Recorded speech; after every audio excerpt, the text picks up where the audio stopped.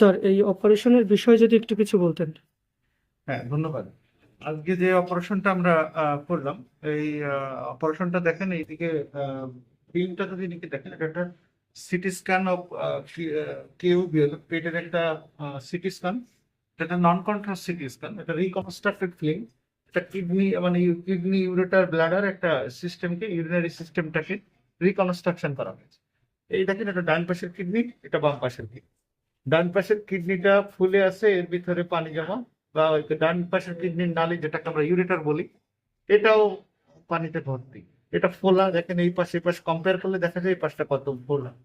এর নিচে থেকে দেখেন একটা বড় একটা সাদা একটা পাথর, একটা ডিমের মতো বড় বড় একটা পাথর আছে, টিকটিকি ডিমের মতো একটা বড় পাথর। এইটা এইটার কারণে এই কিডনি দিয়ে প্রস্রাব নামতে পারছে না। নামতে না পারার কারণে এই পাশে প্রস্রাব জমে যাচ্ছে, কিডনিটা প্রকারান্তরে কিডনিটা ফুলে যাচ্ছে, পানিতে আস্তে আস্তে কিডনিটা ড্যামেজ হয়ে যাচ্ছে। তো রোগী ব্যথায় ছটফট করছে।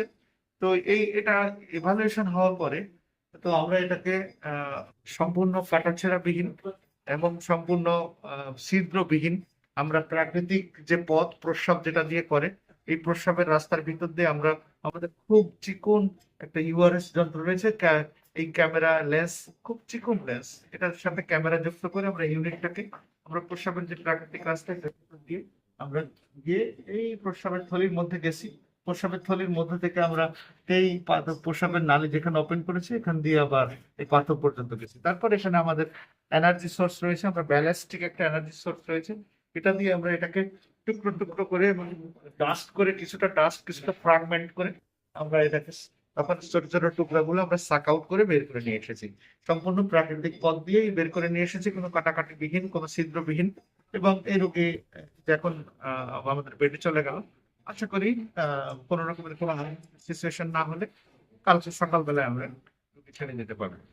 তো দেখেন, এরকম সমস্যা হলেই আপনারা নিকটস্থ ইউরোলজিস্টের কাছে শরণাপন্ন হবেন।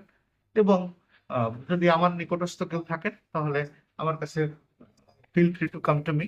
আর এই আমার আজকের এই আলোচনা বা পরামর্শ আপনাদের যদি ভালো লেগে থাকে তাহলে আমার এই পেজটাকে লাইক কমেন্ট করে এবং শেয়ার দিয়ে আমার সঙ্গে থাকবেন। সবাইকে শুভরাত্রি।